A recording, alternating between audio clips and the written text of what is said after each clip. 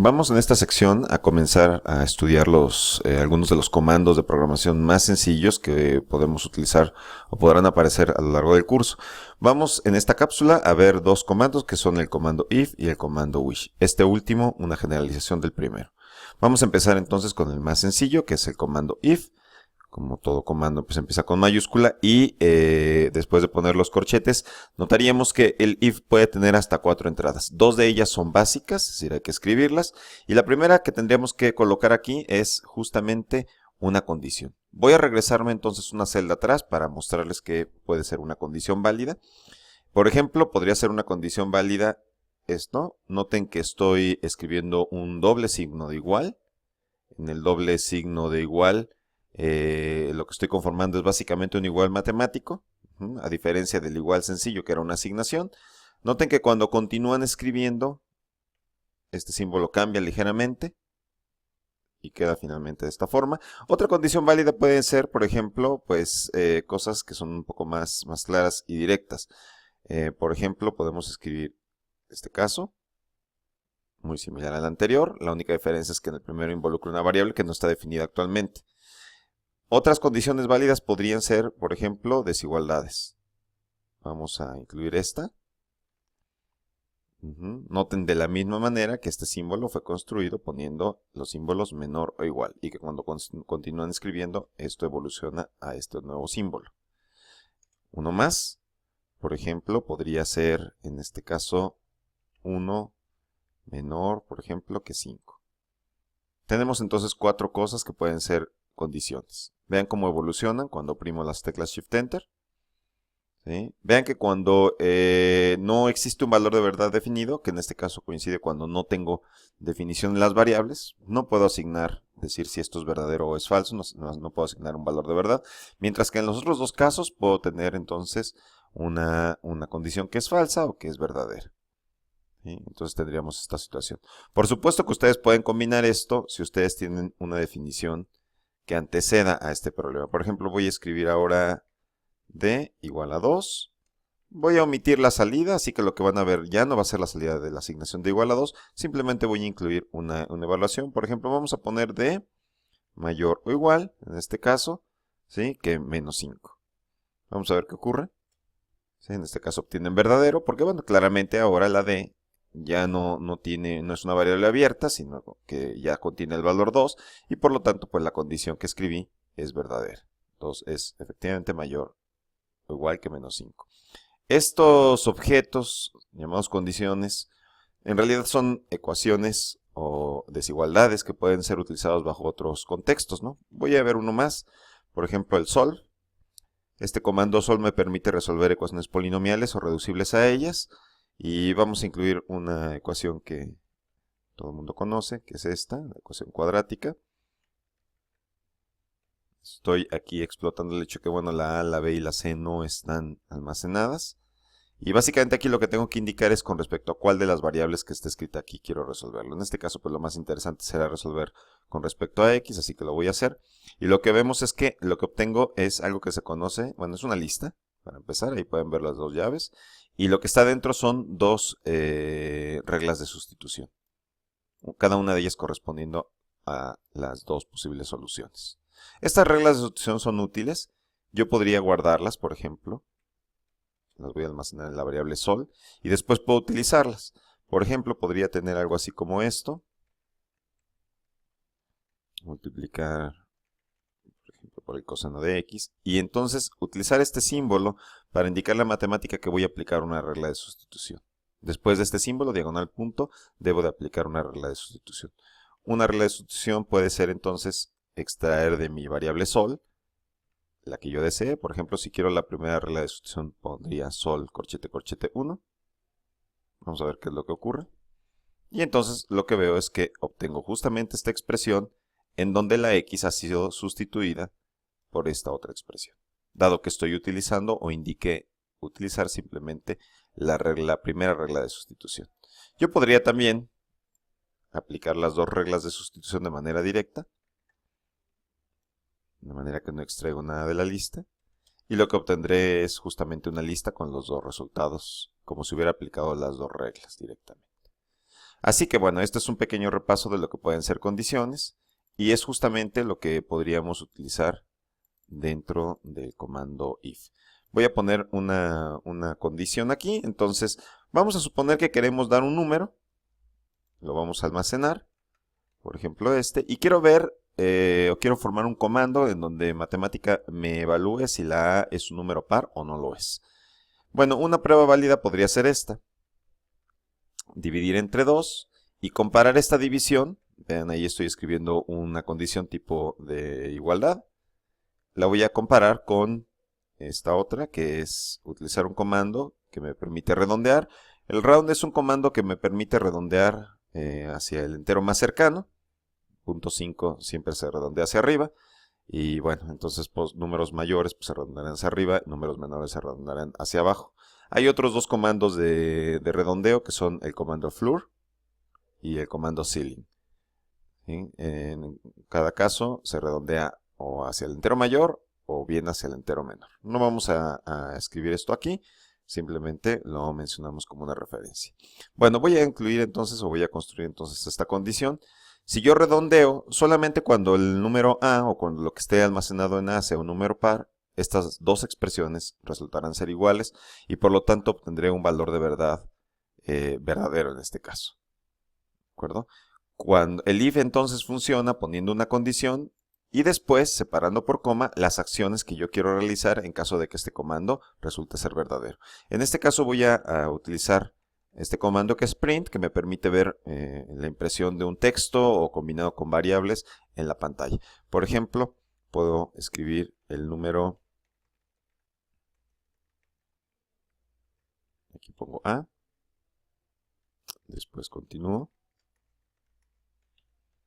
¿Sí? Y esto me permitirá ver en la pantalla una combinación que es texto, que es el número, después A me va a sustituir la A por el valor que contiene, y después es par. Eso sería un comando básico para un if. Vamos a ejecutarlo, y entonces veo que ahora obtengo el número 2 es par.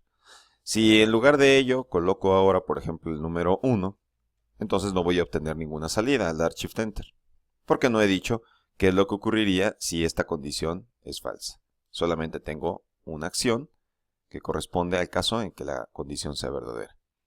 Si quiero hacer algo más, tener un if else, lo que tengo que hacer es agregar una tercera opción y, por ejemplo, ahora incluir, digamos, el texto contrario, ¿no?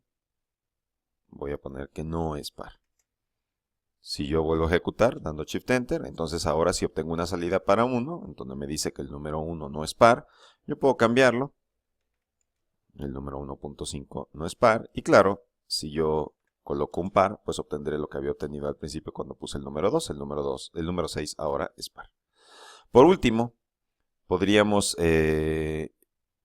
suponer que ahora en lugar de guardar un número concreto en la A, guardo una variable. Por ejemplo, la X, noten que está en azul, no tiene un número determinado guardado. Y ahora puedo incluir una cuarta opción. Voy a pegarlo. Y voy ahora a poner un texto distinto. Voy a poner que no está definido. En este caso X no tiene guardado nada, de manera que la evaluación de la condición no me va a arrojar un valor de verdad. Ocurriría como los casos que mencionamos con anterioridad, por ejemplo como b menor o igual que 3, ¿sí? En donde el resultado fue simplemente el mismo, dado que no podía ser considerado como algo verdadero o algo falso. En este caso, esta condición no va a caer ni en el caso verdadero ni en el caso falso, sino que va a quedar indeterminada y para eso sirve la cuarta entrada. Bueno, vamos a ver cómo funciona. Y entonces ahora lo que obtengo es el número X no está permitido. ¿De acuerdo? Entonces este pequeño ejemplo nos muestra cómo funciona el if con sus 4 entradas, 3 de ellas conteniendo acciones para el caso verdadero, el caso falso y el caso indeterminado. Hay una generalización de esto que es el comando que se obtiene con el comando wish. Vamos a suponer que quiero hacer una gráfica. Vamos a construir una función y para eso les enseñaré algunos comandos adicionales que son comandos lógicos. Voy a poner el 2 puntos igual porque lo que quiero que aparezca aquí no quiero que se evalúe. Voy a construir una función seccionada. Vamos a suponer que esta función seccionada entre 0 y 1 toma el valor de 0. Bueno, voy a utilizar este símbolo para indicar el AND lógico. Entonces puedo poner esto para indicar la región que está entre 0 y 1. Después de eso coloco el número 0, por ejemplo. Después vamos a suponer que en el siguiente intervalo la X está entre 1 y 2. Entonces sería algo así como esto. Voy a poner ahora un valor que sería una línea recta. Ahora la voy a escribir. Y bueno, quiero comentarles, no es necesario usar el comando AND. Matemática acepta este tipo de expresiones, ¿sí? En donde yo podría tener ahora directamente la escritura de la expresión. Voy a ponerlo así. Voy a poner una función que sería en este caso x menos 1, que es una recta también de 45 grados que está desplazada en una unidad. Después de ello voy a indicar que en el siguiente intervalo, por ejemplo 1 menor o igual que x menor que 3, entonces ahí quiero que tenga otra expresión. Voy a poner la fórmula ahora x menor que 3, que sería otra recta. En este caso la voy a poner descendente, entonces voy a hacer el desplazamiento, pero voy a indicar que la pendiente es negativa. Y finalmente, quiero que de ahí en adelante la función vuelva a ser 0. Yo podría incluir ahora, por ejemplo, para el intervalo de 3 a 4, poner la definición de 0. Sin embargo, puedo hacer algo mejor. Puedo cerrar ya aquí mi wish.